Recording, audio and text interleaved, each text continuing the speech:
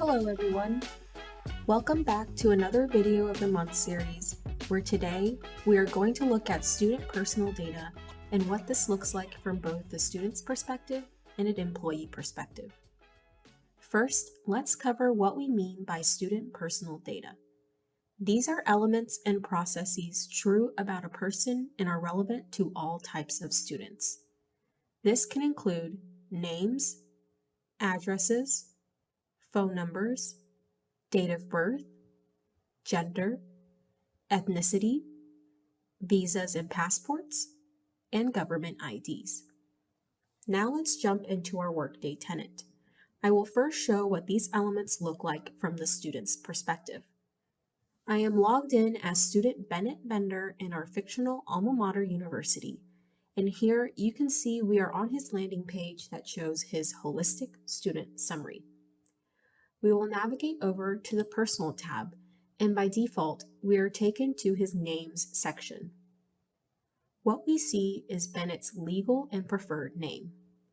With the edit buttons next to both, this signifies that Bennett can initiate both types of name changes. In this tenant, any legal name edits initiated by the student require documentation to be uploaded and routes the approval process to the appropriate employees who can approve these changes. But should Bennett choose to edit his preferred name, he can do so, submit it, and the change will immediately take into effect.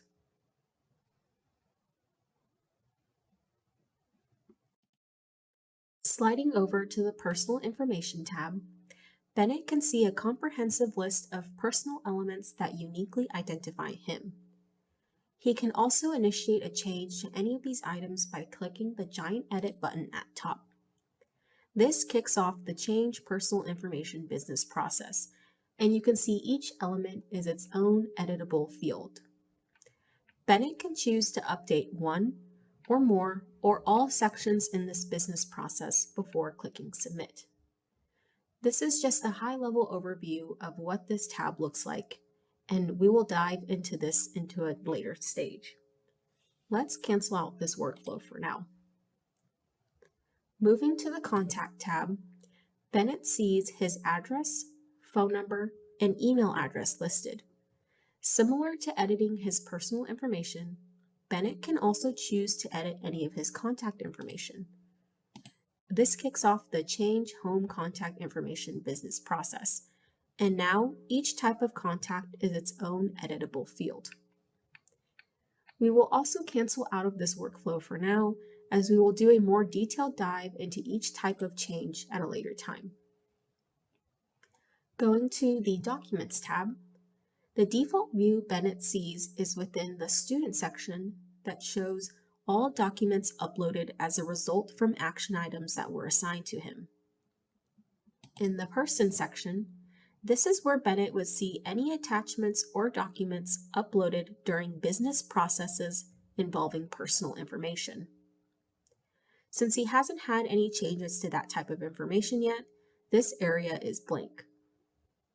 The Reviewed Standards section lists documents that are standard and applicable to all students. In this tenant, some examples include acknowledgement of the school's academic honesty policy, as well as completing a parking application.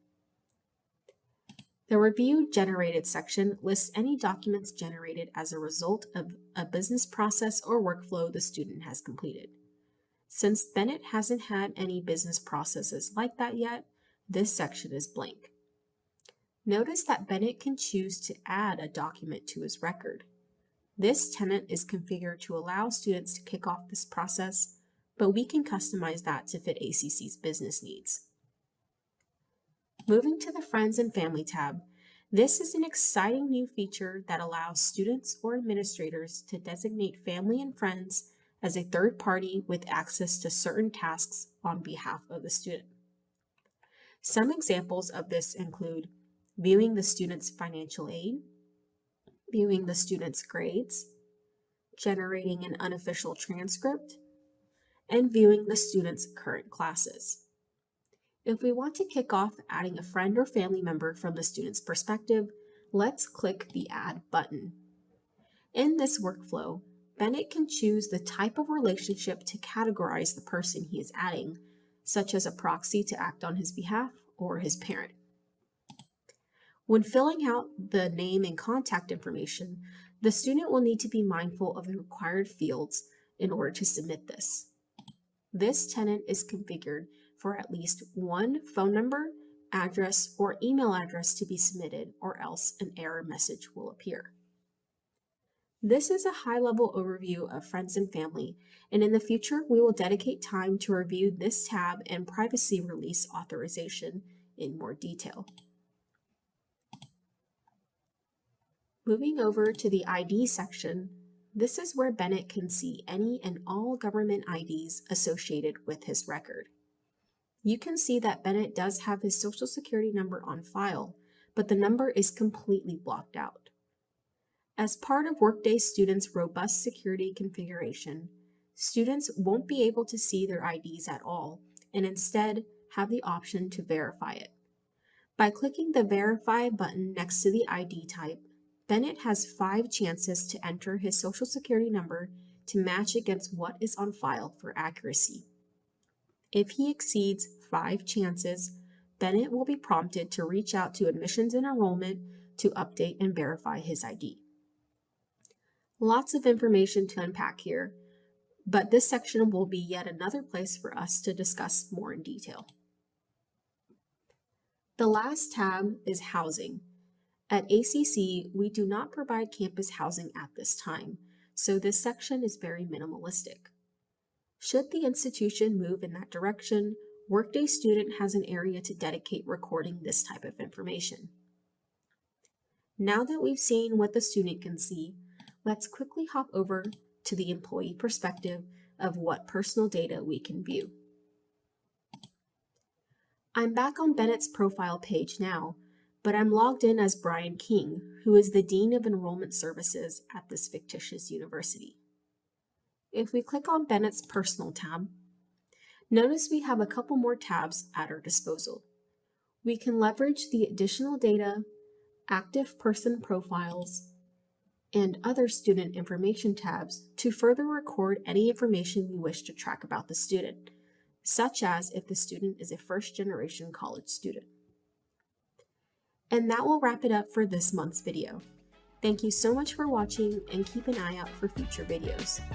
If you have any questions, you can send them via email to sasisteen@austincc.edu. Thank you.